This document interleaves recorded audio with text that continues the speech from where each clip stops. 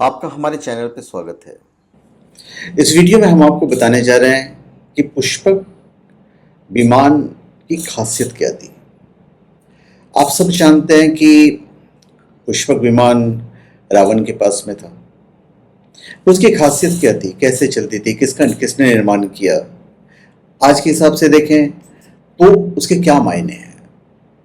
मैं जो आपको खासियत बताऊंगा वो वाल्मीकि रामायण के हिसाब से बताऊंगा। कुछ चीज़ें इसमें विज्ञान की हैं, कुछ धर्म की हैं। तो देखिए, इस विमान का निर्माण जो है स्वयं भगवान ब्रह्मा जी के आदेश पर विश्वकर्मा जी ने किया था। इसके बाद यह विमान लंका के राजा कुबेर को उपहार स्वरूप मिला था। बाद में कुबेर के छोटे और सौतेले भाई रावण ने बलपूर्वक उसे लंका और पुष्पक विमान दोनों छीन लिए। तब से रावण ने ही इसका इस्तेमाल किया है। अब इसकी खासियत देखिए, वाल्मीकि रामायण के अनुसार पुष्पक विमान मोर जैसी आकृति का आकाशचारी विमान था जो अग्नि वायु के समन्वयी ऊर्जा से चलता था, मतलब वो ऊर्जा से चलता था। इसकी गति तीव्र थी और चालक की इच्छा अनुसार, मतलब जैसा आप चाहो उस दिशा में मोड़ लो, उसे किसी भी दिशा में गतिशील रखा जा सकता था।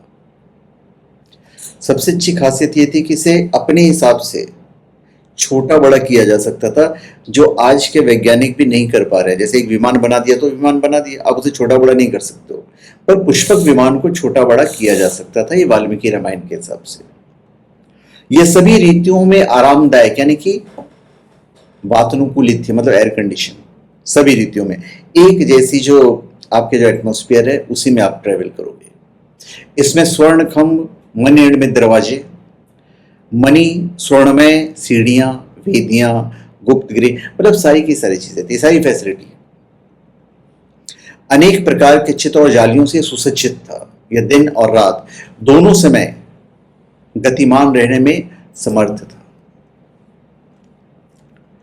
यह विमान बहुत तेज गति से चलता था, जैसे कि मैंने आपको बताया। मतलब यूं समझ लीजिए कि मन की गति से चलाया जा सकता था। रावण इस पर बैठता था और जहां उसकी इच्छा होती यह विमान उसी दिशा में चल पड़ता था। इसकी गति को मन से ही नियंत्रित किया जा सकता था।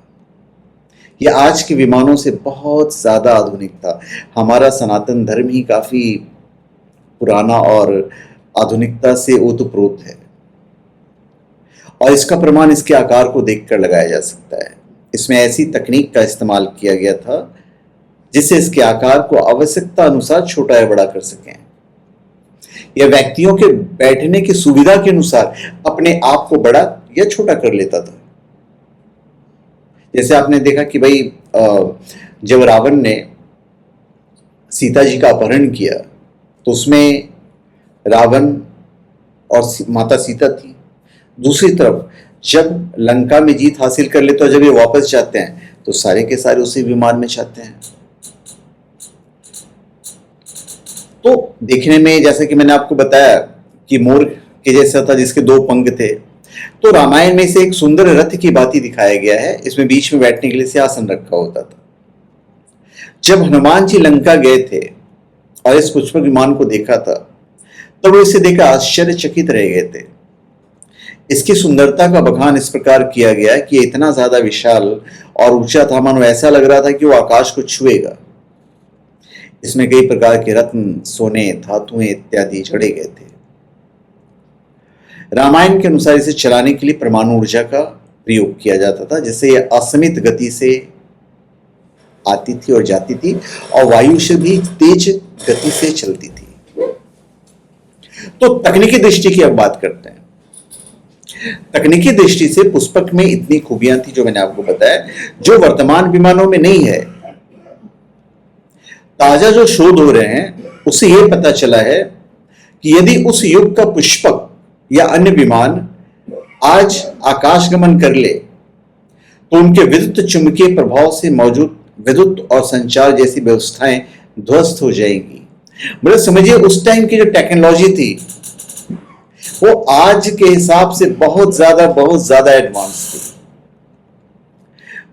पुष्पक विमान के बारे में पता चला है कि वो उस व्यक्ति से संचालित होता था जिसने विमान संचालन से संबंधित मंत्र सिद्ध किया हो, मसलन जिसके हाथ में विमान को संचालित करने वाला रिमोट हो। शोधकर्ता भी इस कंपनी तकनीक, जिसे कहते हैं वाइब्रेशन टेक्नोलॉजी, से जोड़कर देख रहे हैं। पुष्पक की एक विलक्षणता यह भी थी, वह केवल एक स्थान से दूसरे स्थान तक की उड़ान नहीं भरता था, बल्कि एक ग्रह से दूसरे ग्रह तक आवागमन में भी सक्षम था, यानी कि वह अंतरिक्ष यान की क्षमताओं से भी युक्त था।